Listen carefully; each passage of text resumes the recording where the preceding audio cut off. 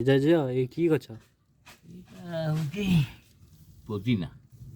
ପୋଦିନା ପୋଦିନା ବହୁତ ଉପକାରୀ। ଇଏ ଆକୁ ଚଟୁଆଣି କରି ଟିକେ ପିଆଜ ଜିରା ପିଆଜ ପକେଇକି ଅଳ୍ପ ସାମାନ୍ୟ ଲୁଣ ପକେଇକି ଖାଇଲେ ଆଉ ଟିକେ ଚଟଣି କରିକି ଆମର ରୁଚିକର, ଦେହକୁ ବହୁତ ରୁଚିକର, ଭୋକ ବି ହେବ। ଆଉ ଖାସ ହେଉଥିଲେ ଏମିତି ଖାସୁଥିଲେ ଲୋକ ପଳେଇବ ଆର ଏମିତି ଛିଣ୍ଡେଇବ, ଏମିତି ଛିଣ୍ଡେଇକି ଏଇଟାକୁ এইটা দেখে এইটা ছিଣ୍ଡେଇକି ଖେଳୁଥାଉ।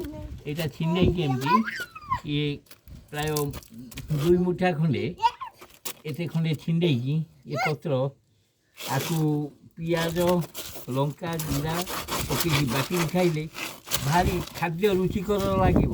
ଇଟ୍ ଇଜ୍ ଡାଇଜେଷ୍ଟିଭ୍, ମାନେ ଆମର ହଜମ ହେବାକୁ ସାହାଯ୍ୟ କରିବ।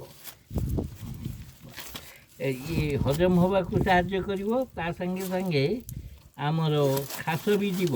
ଆଉ ଆକୁ ଖାଇଲେ ପେଟରେ ଆମର ଯେଉଁ ଗ୍ୟାଷ୍ଟ୍ରିକ୍ ପ୍ରୋବ୍ଲେମ୍ ହେଉଛି ସିଏ ମଧ୍ୟ ସହଜରେ ଭଲ ହେବ।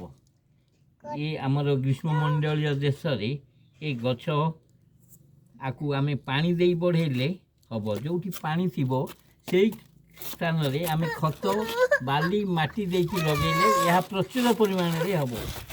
ପରମାତ୍ମା ଅତି ଦୟାଳୁ, ସେ ସବୁଠି